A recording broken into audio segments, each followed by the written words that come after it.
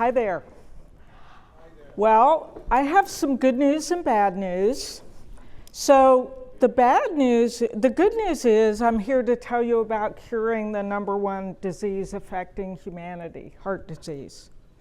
The bad news is 259 of you in this room have heart disease. Look to your left or your right, and if there's a person there, one of the two of you has heart disease. If it's not you, it's them. 48% of the population in the US has heart disease. And 1/3 of all people in the world die from heart disease. It's the number one killer worldwide of men, women, and children. Let me ask you a question. How many of you know a woman who's had breast cancer? Raise your hand. A lot of you. How many of you know a woman who's had heart disease? Not as many hands. And yet, 5 times more women have heart disease than breast cancer. But we don't talk about that. Why don't we talk about that? I think in part we don't talk about that because we blame people for their heart disease. We say, oh, if you ate right, if you exercised, if you did all the right things and didn't drink, whatever, you wouldn't get heart disease. And you know what? Lifestyle certainly plays a role, but that's not all of it. And heart disease doesn't have a face like cancer does. But the reality is, to your right or your left, if it's not you, it's them. Heart disease is everywhere in the US. And rather than preventing it, we talk a lot about trying to intervene and treat it. And we're not doing a great job. Because every 34 seconds, someone has a heart attack.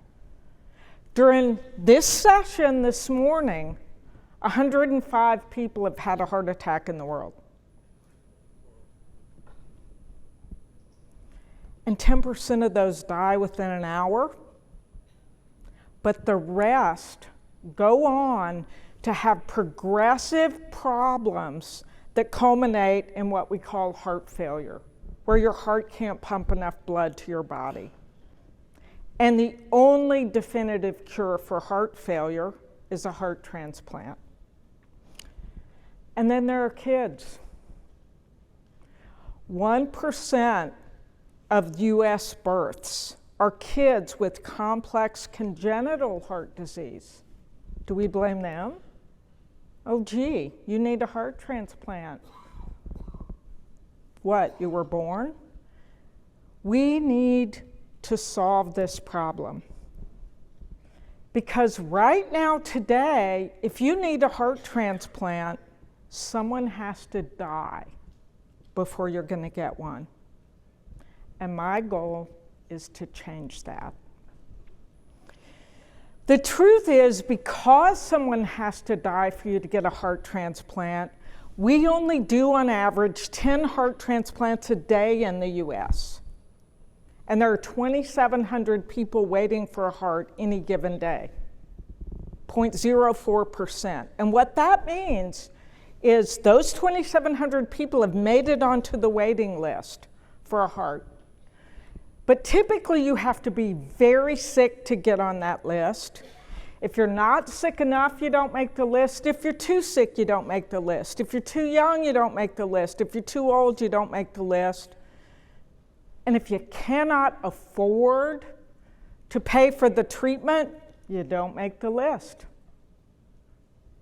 What that means is that the list of 2,700 people is much smaller than the number of people who actually need hearts. And that's been the status quo for 55 years. And if you're lucky enough to be one of the people who gets a heart, What that means is that every day for the rest of your life, you take drugs to keep from rejecting that heart. Every day, you take drugs, and those drugs can cost up to $30,000 a month.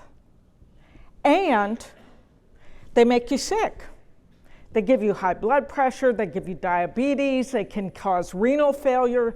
There are people who've had hearts who have to get a kidney transplant because the drugs they took to keep them from losing their heart made them lose their kidneys.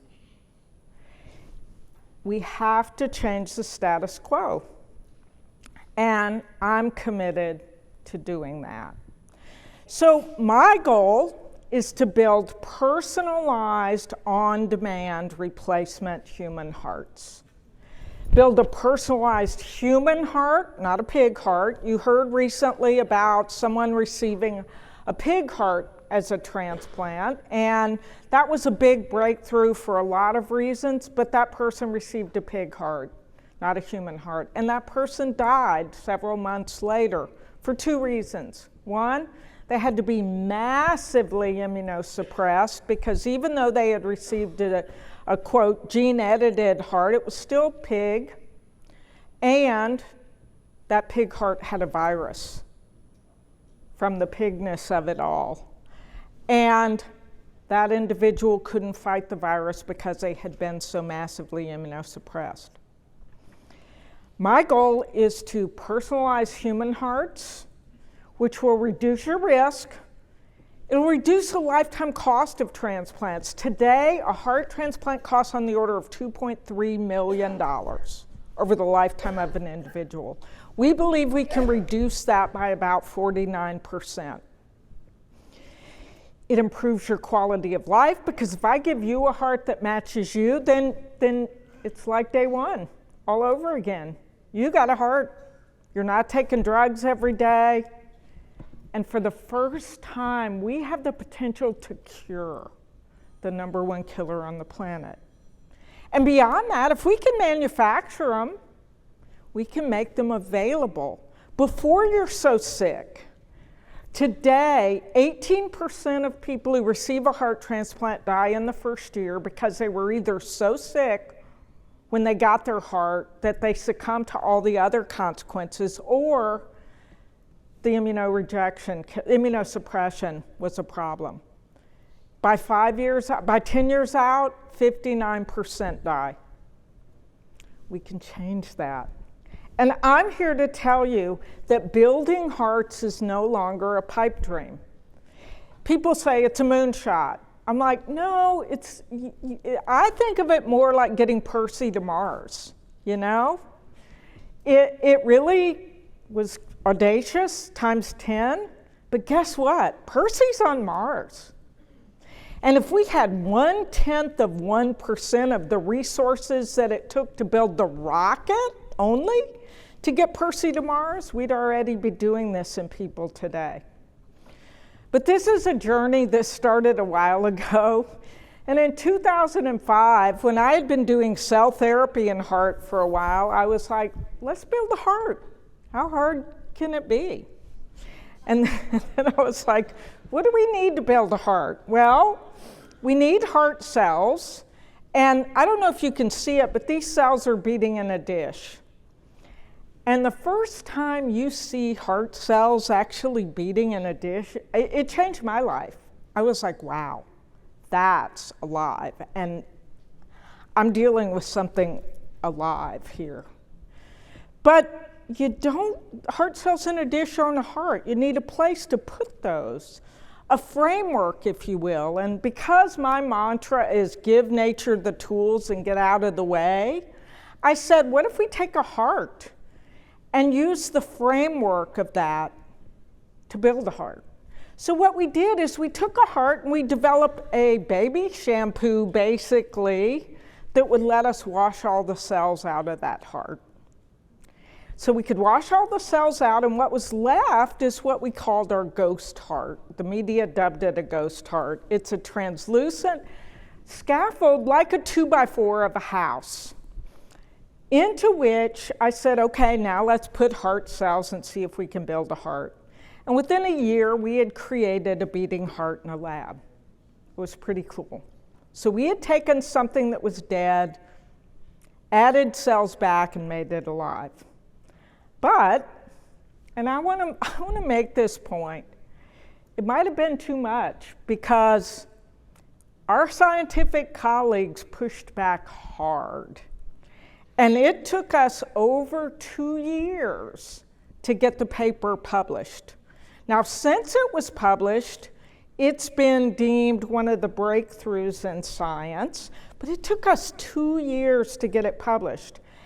And we had someone say, oh, that's not novel. And we had someone else who was reviewing it say, that's impossible. How do you reconcile those to make an editor happy? And there's scientific media here. We should talk. Once it hit, the world loved it. It really made a lot of sense to a lot of people. So I was like, okay, it took us until 2008 to get it published. I was like, that wasn't too bad. Got published on my mom's birthday in 2008, so it was a good day. But let's be honest, we basically built a rat heart. It was a tiny, tiny, tiny heart. And David Letterman's joke about politicians aside, we weren't going to do anything with a rat heart. So I said, okay, let's build a human heart. How hard can it be? Well, let me tell you about the human heart. The first thing I want to tell you is your heart's about the size of your fist, and your heart weighs anywhere from 25 grams in a small child to about 350 grams in an adult, or if you're a big adult, maybe 400, or have heart failure, maybe 450 grams. Why is that important? Because to build a heart, we need 1 billion cells for every gram of tissue. 1 billion. So we had to figure out how to grow 350 billion cells. And oh, by the way, heart cells don't divide. So we couldn't just take some heart cells and grow some more.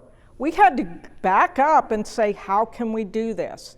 And we had to get it right, because if we're going to build a human heart, it has to beat 60 to 80 beats per minute every minute. You don't want me to build you a heart that beats most minutes and takes a minute off every once in a while, you know? And people have said, well, can't you do it cheaper? I'm like, yeah, I can, but do you really want that heart? I'll give it to you if that's what you want, but I don't think you do.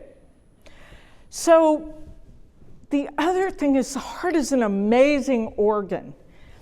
Over our lifetime, it creates enough energy to power a Mack truck to the moon and back.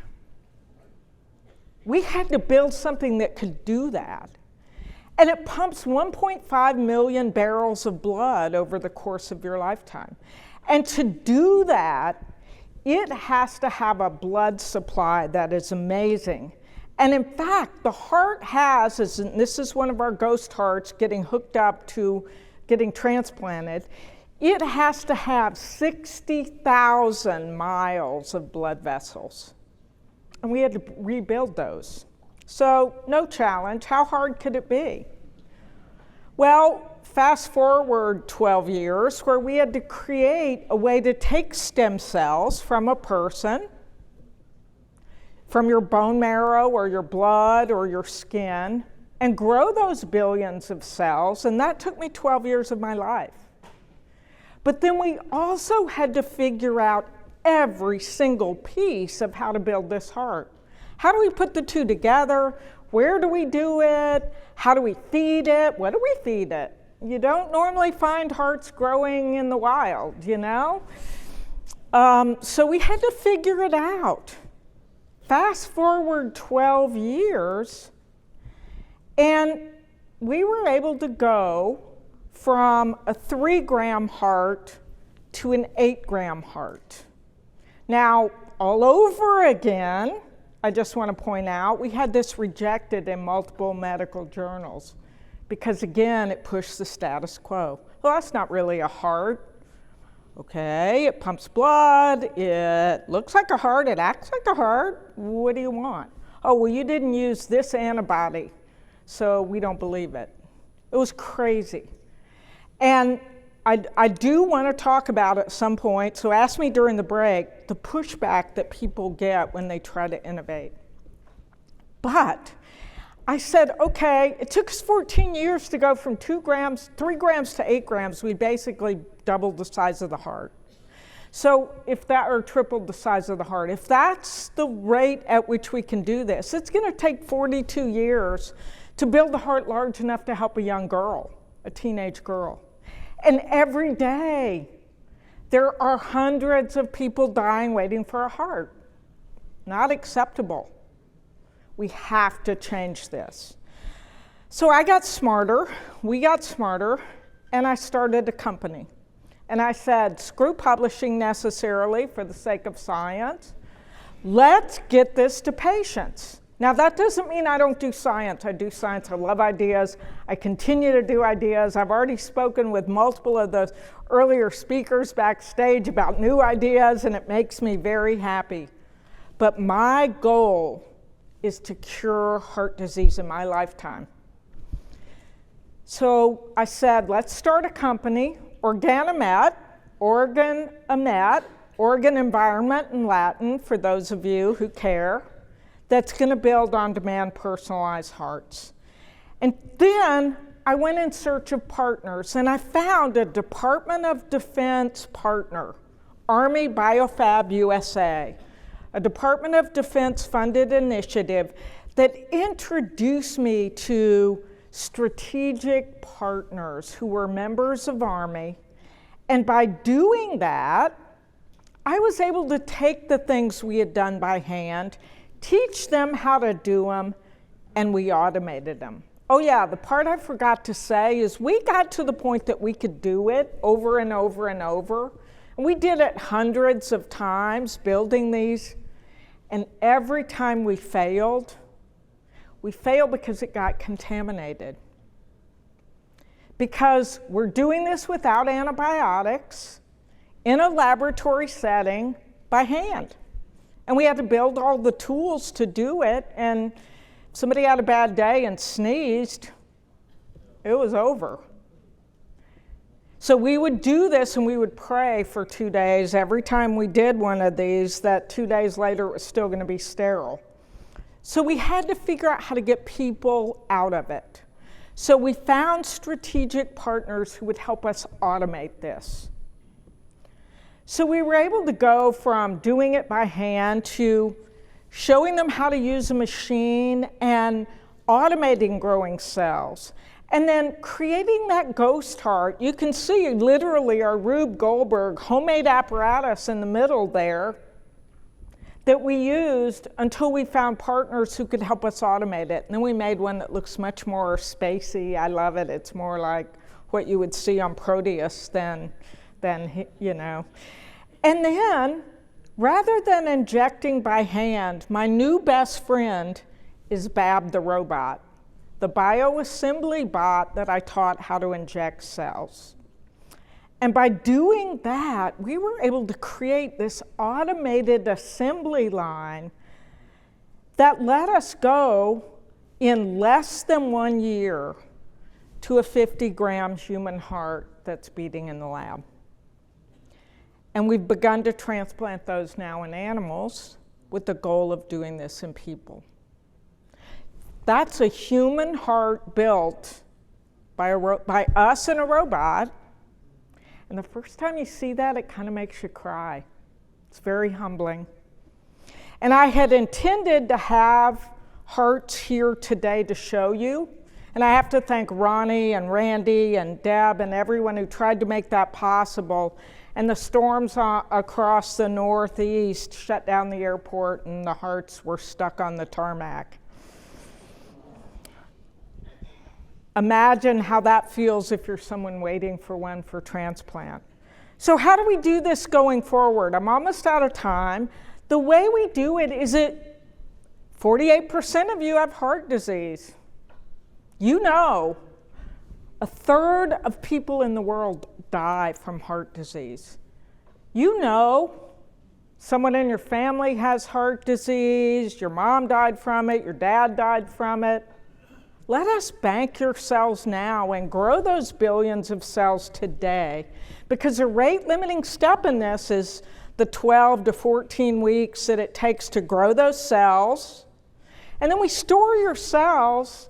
We have our on-the-shelf scaffold. We grab it off the shelf. And 6 months in advance, when you and your surgeon or cardiologist say, Jim's going to need a heart, we start building you a heart.